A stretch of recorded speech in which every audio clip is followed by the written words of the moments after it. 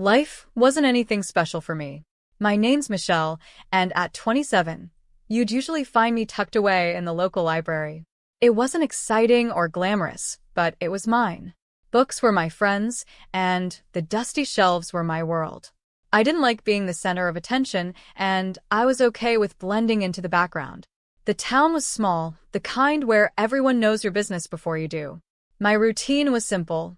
Wake up, work, and then head home to my tiny apartment full of secondhand furniture and piles of books. I didn't have much of a social life, and I told myself I was fine with that. Then one day, Jack walked into the library. It was a day just like any other. He was looking for a book, something different, he said. He smiled easily, and his voice was warm, like sunlight breaking through clouds. "Hey, can you help me find a book?" "I'm feeling adventurous," he said, with a friendly smile. Sure. "What kind of book are you looking for?" I asked, adjusting my glasses, trying not to get distracted by him. "I don't know, surprise me," he said with a grin, like he enjoyed the little challenge he gave me. That was the start of everything. Our chats became part of my daily life. At first, it was about books, but soon we talked about more personal things. Jack was different. He really listened, and it made me feel seen in a way I hadn't in a long time. One day, he came in looking more determined than usual. "Michelle, you're the most interesting person I've met in this town. Why do you stay hidden in here all the time?" he asked, leaning on the counter with a playful smile. I laughed, surprised by the sound of my own laughter. "Well, where else would I go? There's not much excitement in this town."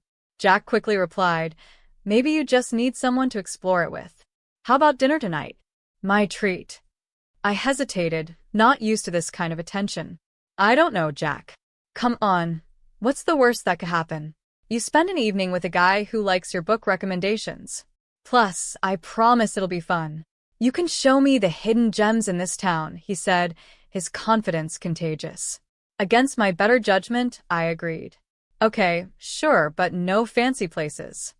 "I don't do well with all that fancy stuff," Jack said, his smile lighting up the room. "I'll pick you up at 5. Wear something comfortable." That night changed everything. Jack showed me parts of the town I had never seen, even though I had lived here all my life. He made me laugh, a deep, real laugh that I didn't know I could. He listened to my stories, dreams, and fears, never making me feel small or unimportant. As we walked back to my apartment, he stopped and looked at me seriously. "Michelle, I know we've only just met, but there's something about you. You're not like anyone I've ever known. You're real, and that's rare in a world full of fakes." I didn't know what to say. No one had ever talked to me like that before. "Jack, he gently stopped me, putting a finger on my lips. "You don't have to say anything. Just know that I see you." "Michelle, I see who you are, and I like what I see." Jack had always been the best part of my day, making everything brighter with his care and love. He made me feel noticed, calling me beautiful, kind, and smart, things I rarely believed about myself. His warmth made me believe in forever and want it. When he asked me to marry me, it felt like a dream. "Marry me, Michelle. I can't imagine my life without you," he said, his eyes full of sincerity. I didn't hesitate. "Yes," I said, feeling excited and surprised. But before we could start planning our wedding, we had to meet his parents. Jack had warned me beforehand. "My parents have high standards for who I bring home, but don't worry. They're going to love you once they see how great you are," he said. But his words didn't calm me. I was nervous and searched my wardrobe for something simple but nice. It felt like there was no perfect dress to choose. Jack stayed calm, acting like he wasn't worried about the meeting. "You're overthinking it, Michelle. Just wear what you're comfortable in," he said, which made me even more nervous. The day came, and I chose a simple blue dress that I hoped was just right. As we drove to his parents' house, Jack seemed more interested in the music on the radio than meeting them. "You sure they're going to like me?" I asked, needing some reassurance. They'll come around. Just be yourself," Jack replied, glancing at me before focusing back on the road. His relaxed attitude was a sharp contrast to the anxiety building inside me. As we walked up to the door of Jack's childhood home, my heart was racing. His earlier warnings echoed in my mind, making me nervous about the judgment I was about to face. The door opened, and we were greeted by Jack's parents, their expressions hard to read. Dinner felt tense. Jack's parents asked me questions that felt more like an interview than a casual conversation. "So, Michelle, Jack says you work at a library. Do you see yourself doing that long-term?" his dad asked, his tone hinting that he didn't think much of my job. I stumbled for an answer, trying to stay confident. "I love working there.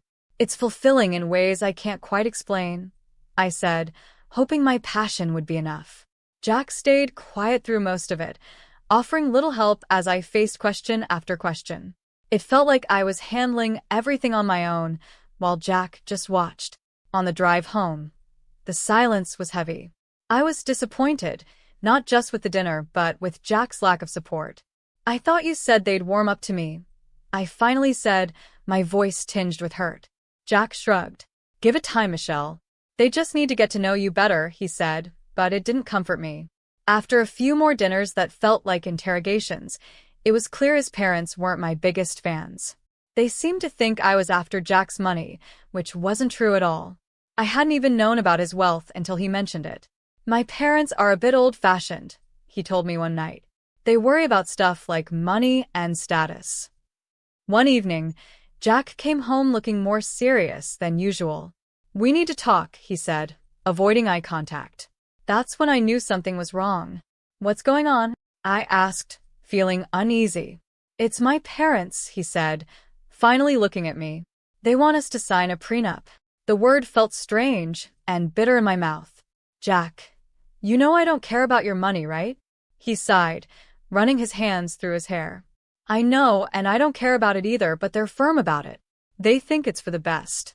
I was hurt, not going to lie. It felt like they were already expecting us to fail. But I loved Jack more than I cared about his parents' approval or a piece of paper. "Fine," I said, giving in. I snapped. "Fine, let's just sign it and get it over with. I don't care about the money, yours, mine, whatever. I just want to be with you." Jack looked relieved, and a part of me resented that. Thank you, babe. "I hate this as much as you do, but it's just a piece of paper. It won't change anything between us," he said.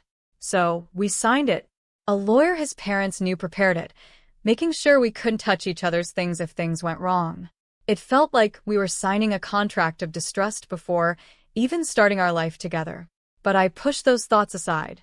I was in love, and love was supposed to fix everything, right? Our wedding was simple, just the way I wanted. A few close friends, an intimate ceremony, and the promise of forever. I moved into Jack's house after the wedding. It was a nice place, nothing too fancy, but it felt worlds away from my old apartment. His parents lived nearby, and I soon learned that meant unannounced visits, which felt more like check-ins on me. At first, life with Jack felt like a fairy tale, but slowly, the magic faded and reality set in.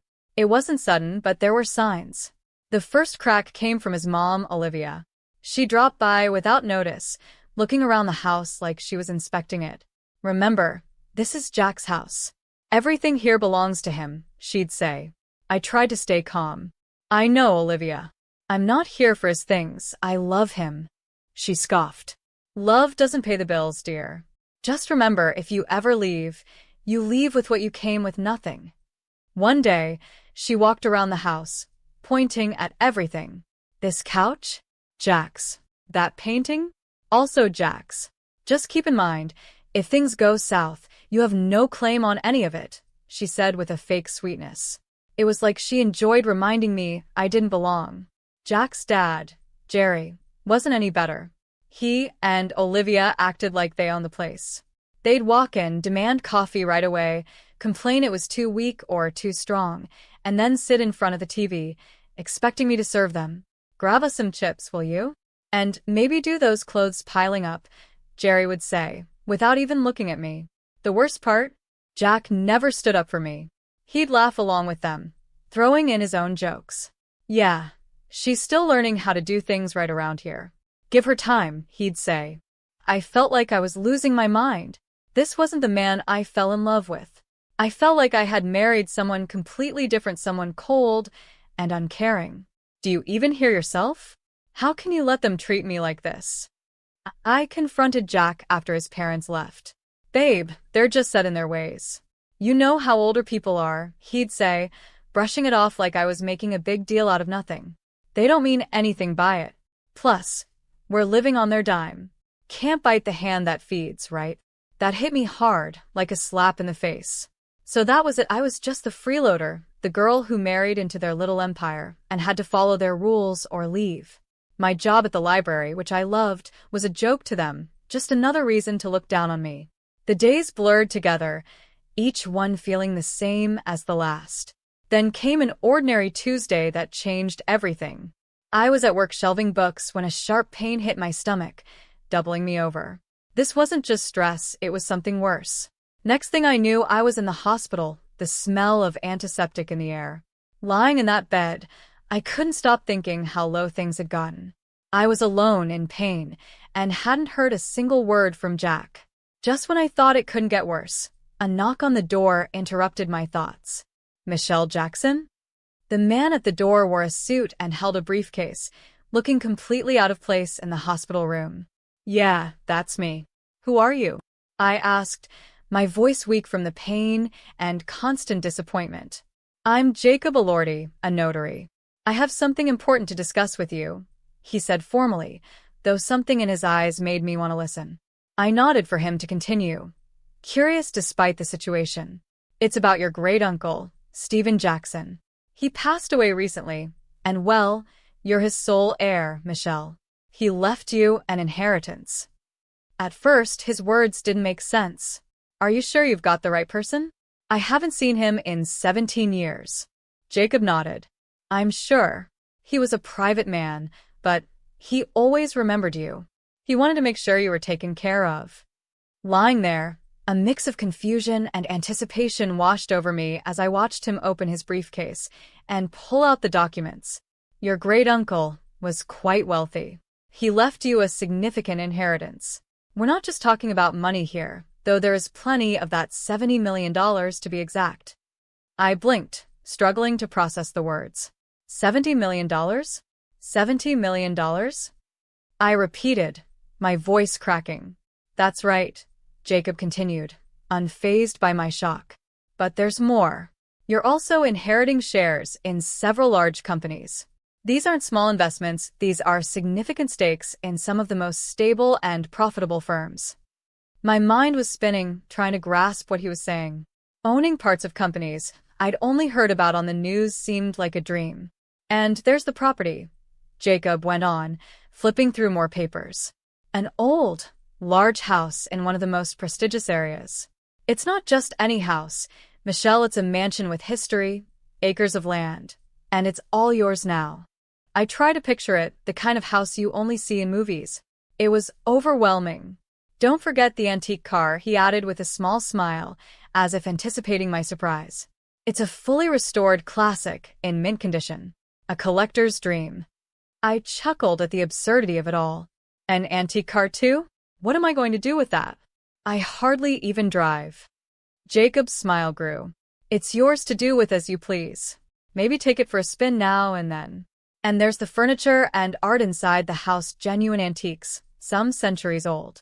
Your great-uncle had a real eye for the finer things in life. The room seemed to close in as I tried to process everything. So, I've inherited a fortune, a mansion, a classic car, and valuable art and furniture? This doesn't seem real.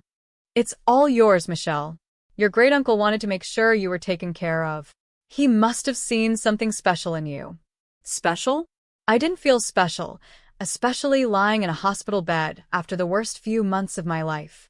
Yet here I was, suddenly a millionaire with a legacy I didn't even know existed. Thank you, Mr. Lordy, I said, feeling a mix of gratitude and disbelief. This is a lot to take in. I don't even know where to start. We'll take it one step at a time, he reassured me. I'm here to guide you through the whole process. As if on cue, my phone buzzed.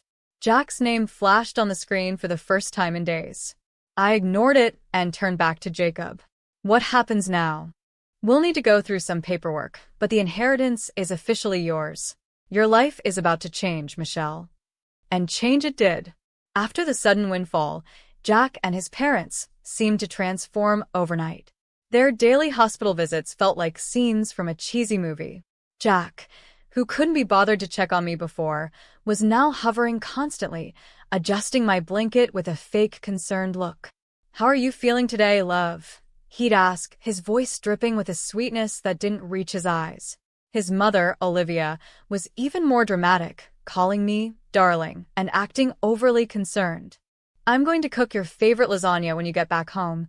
Just you wait," Olivia said, her smile wide but not quite reaching her eyes.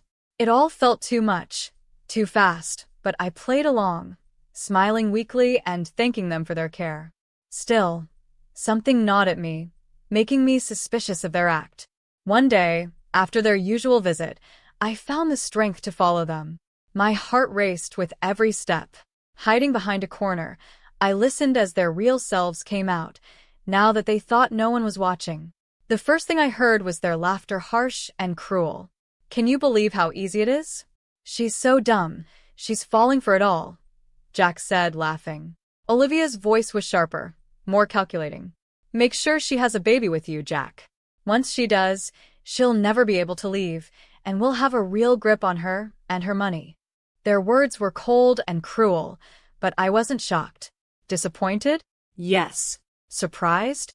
Not at all. They had finally shown their true colors, and I was done pretending they were anything else. I quietly slipped back to my hospital bed, their words fueling a fire inside me. They saw me as a way to secure their future, a tool to get what they wanted. But I wasn't going to play along, not anymore. As I lay there, a plan formed, clear and firm. I was going to turn the tables on Jack and his family. They underestimated me, but they were about to see how wrong they were. After being discharged and returning home, I felt like a stranger walking into what was supposed to be my own house. Jack and his parents were waiting for me, their faces full of fake concern. The air was thick with unspoken tension. Jack broke the silence first, his voice laced with false sweetness and greed. "Babe, you're home. How are you feeling? We've been so worried about you." Ignoring the tightness in my throat, I met his gaze directly. I no longer saw the man I once loved. "I'm feeling better, thanks. But we need to talk, all of us," I said, my voice steady despite the storm inside. Olivia, ever the actress, stepped forward, her hands clasped like she was praying. "Of course, dear. We're here for you, whatever you need." It was now or never. I took a deep breath and laid out my cards. "I'm filing for divorce, Jack. And before you ask, no, you won't see a dime of my inheritance." The room went dead silent, as if all the air had been sucked out. Jack's face turned pale, his mask slipping to show the panic underneath. "Divorce? But why?" "I thought we were happy," he stammered. "Happy." The word felt bitter in my mouth. "You, your mom, and your dad have made my life a living hell. You've treated me like a servant, not a wife. Now, all of a sudden, you care about me because I'm worth something to you." Jack fumbled for words, but Olivia quickly stepped in. "This is nonsense. We've always treated you like family. You're imagining things, dear." I rolled my eyes and pulled the prenuptial agreement from my bag, waving it in front of him. "This is what saved me. You thought you could fool me, but I'm not the naive girl you took me for." Jerry, who had been silent until now, finally spoke, his voice filled with anger and defeat. "You'll regret this. We're your family." "No," I said firmly. "You were never my family. A real family doesn't treat someone like dirt and then act sweet when money is involved. I'm done." Moving into my own place felt like a breath of fresh air. The apartment was small and cozy, a complete contrast to the life I had left behind. It wasn't just a new home, it was my declaration of independence, a fresh start. The phone calls started almost immediately. Jack was the first, his voice desperate. "Michelle, please. You've got to come back. We can work this out." "I know we can." His pleas fell on deaf ears. I was done, and no amount of begging would change that. "Jack, it's over. I'm not coming back. You need to accept that," I said firmly, leaving no room for discussion. Soon after, Olivia called, her tone a mix of anger and guilt. "Ungrateful. After everything we've done for you, you owe us, Michelle. You're making a huge mistake. Oh, you for what, Olivia? For making me feel like nothing? No, I don't owe you anything. Goodbye. Hanging up on her felt like shedding a heavy weight of final break from the chains that tied me to a miserable life. The divorce was a relief, a clean break from a past that had tried to destroy me. I heard about the fallout between Jack and his parents, and the irony wasn't lost on me. The very prenup they had insisted on was now the cause of their family drama. With my great-uncle's inheritance safely in my name, I found a new sense of purpose and generosity. I donated a large portion to charities that mattered to me, supporting causes that could make a real difference. But my true passion became the bookstore. It was a cozy place for people who loved old and rare books, a way for me to reconnect with the world on my own terms. My journey hadn't been easy. It was filled with challenges and heartbreak. But standing in my bookstore, surrounded by the stories of others, I knew I had found my happy ending. It wasn't just about moving on from Jack and his family's control. It was about rediscovering who I was and what I loved. Here's to new beginnings, I whispered to myself one quiet evening after closing the shop. The future was uncertain, but it was mine to shape, full of possibilities and the promise of happiness.